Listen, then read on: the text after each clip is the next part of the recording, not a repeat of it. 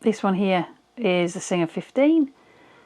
There's the Singer 99, Grandma, my Singer 27 from 1912. And you'll notice they're all very similar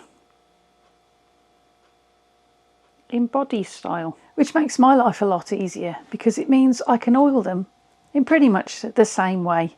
I'm Ollie, this is SimplyStitchy, and in today's video I'll show you how I oil my antique and vintage Singer sewing machines. There are various different oiling ports on these sewing machines, and what I tend to do is I'll start at the top and work my way down. Okay. Before you do start to oil your machine, just make sure that you've given it a good clean to get rid of any dust or lint that's built up. There's a little oil port there. I'm just going to put a little bit of oil in.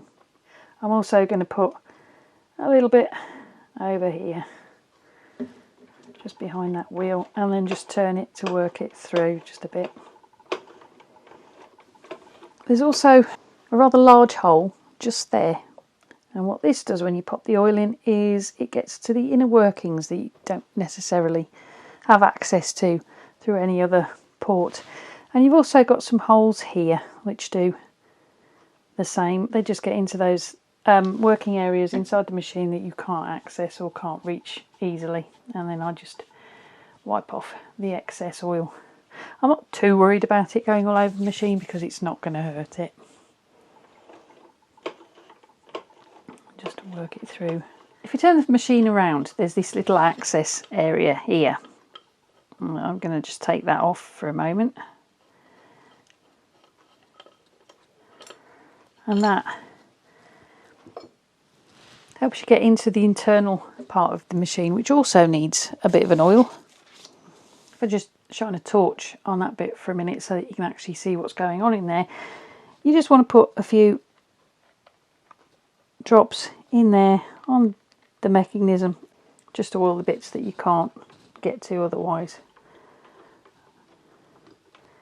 Do a bit more of that. I can't actually see what I'm doing because I'm trying to stay out of the way and hold the torch so you can see what I'm doing, so I'm just kind of aiming and hoping it's going in the right place.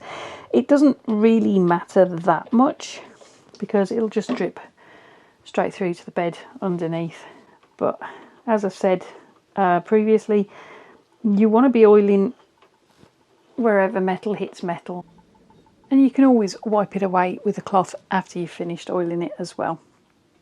And the area that we're looking at oiling now is this part. This is the area behind the faceplate.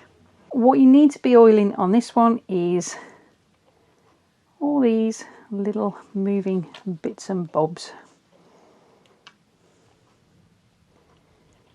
Just a couple of drops should do the trick. And again, work your wheel so that it moves that oil through into the workings. When you come to doing the bobbin area, make sure you get rid of any lint or thread debris that gets caught in this area. These are the feed dogs, and sometimes you'll find that the debris gets stuck down here. So you need to make sure you take that out first, and then it's a case of just oiling. There's a little oil wick port just down there. You should find on some machines it'll have like a little red felt wick that you oil, and it's a slow release that will help release the oil slowly into the bobbin area and keep that working nicely for you. The bobbin area on Singer 15 is slightly different in that it's tucked all the way under here. So what we're going to need to do first of all is take this off.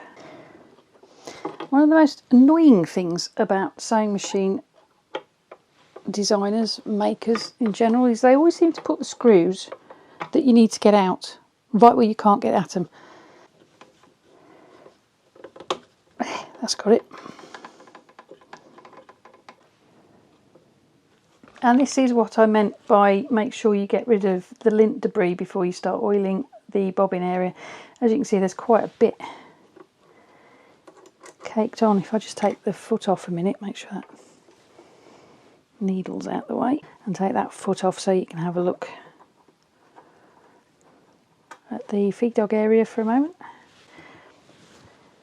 Ick is the only way to describe that. This is the kind of stuff that you want to get well out of the way before you start oiling this area. because otherwise it'll just turn into a soggy mess.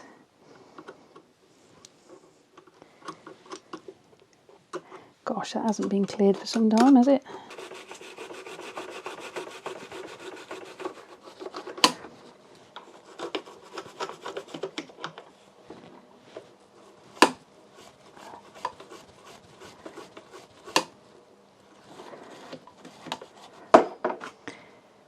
Slightly cleaner feed dogs. I'm going to tip the machine up.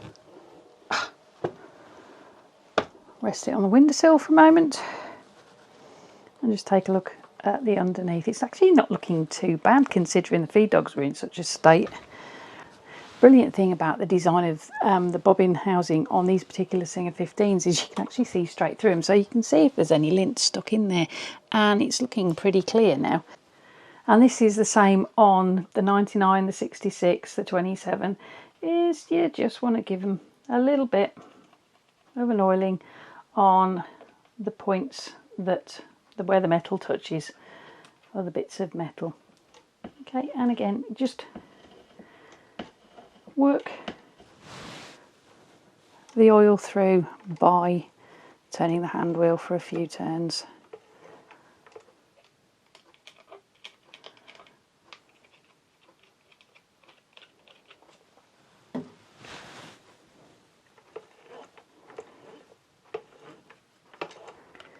Pop a bit on the top of the bobbin race. One of the ways in which Grandma, my Singer 27, differs from the other machines is that she's actually a vibrating shuttle, and her bobbin area here is a little bit different to the other ones because she has a shuttle style of bobbin. And the way you oil this particular style is there's a little hole here that's supposed to have a felt wick in it, and you put a couple of drops of oil on that felt wick, and what that does is it's a slow release for the oil into this bobbin race area. Now I don't have a little oil wick in there yet, it's something that I keep meaning to replace. I tend to oil the area carefully with my zoom spout, making sure that I get it on all the metal parts, and usually I'll move her away from the wall to do that, and then I'll just wipe it over with a little piece of muslin cloth. But yeah, ideally you need a little bit of a felt wick in there so that it will automatically just slow release into that area. Now, because she's a treadle, obviously I have to oil the treadle mechanism underneath as well. And what you're looking at doing is oiling the areas where the metal joins onto metal, like here. And make sure that the band is disengaged so that you can freely move that wheel to work the oil into the parts without getting your band trapped. Another place that you need to oil is here. And obviously the joints where the pitman arm attaches to the actual treadle pedal, and the treadle pedal where it attaches to the frame. And remember to do the other side of the wheel as well. As a rule of thumb, what you're looking at doing is make sure that you oil anywhere where metal touches metal. As I say, just move that wheel a few times just to make sure that that oil has worked into the connection points. If you've got a machine with this style of wheel, it oils in the same way. There's a little oil port just there that you put a little bit of oil in. Make sure you get some down where the wheel attaches to the machine too. This one isn't going to want to move particularly well at the minute because I've got it balanced on a tea towel. This one hasn't got a base, so hang on a minute, let's see if I can get it to move. Oh, there you go. Okay, and what I also like to do is I just dribble just a little bit of oil behind the clutch.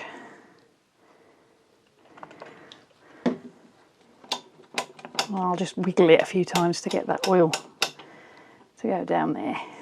The oil that I use on all my sewing machines is this. This is stainless lily white sewing machine oil.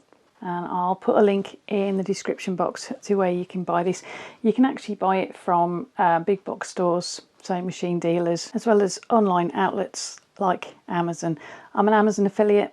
If you purchase the sewing machine oil using the link I'll put in the description box below, I do get a little bit of a commission back on every qualified purchase, and that does help support this channel. So thank you if you use the link. I hope today's videos helped you work out how to oil your vintage or antique Singer sewing machine. Ideally, if you haven't already, I recommend that you go and download the manual for your particular machine. I'll put a link in the description box to a couple of places where you can get the manuals for free. If you did like the video, give it a thumbs up. Why not check out some of the other videos I've got on the channel using these links coming up on screen any minute now, or the ones I'll put in the description box below for you. Clicking the join button below this video screen and becoming a member of this channel will give you early access to my long form videos and other perks. And you'll be able to support this channel and make it possible for me to keep making videos like this one. You can also subscribe and click that little notification bell so that YouTube can notify you when I've uploaded another video. Whatever video you go and check out next, hope to see you back here for the next one. And in the meantime, whatever you're sewing it with, embrace your creativity and have fun. Thank you ever so much for watching. I'll see you next time. Bye for now.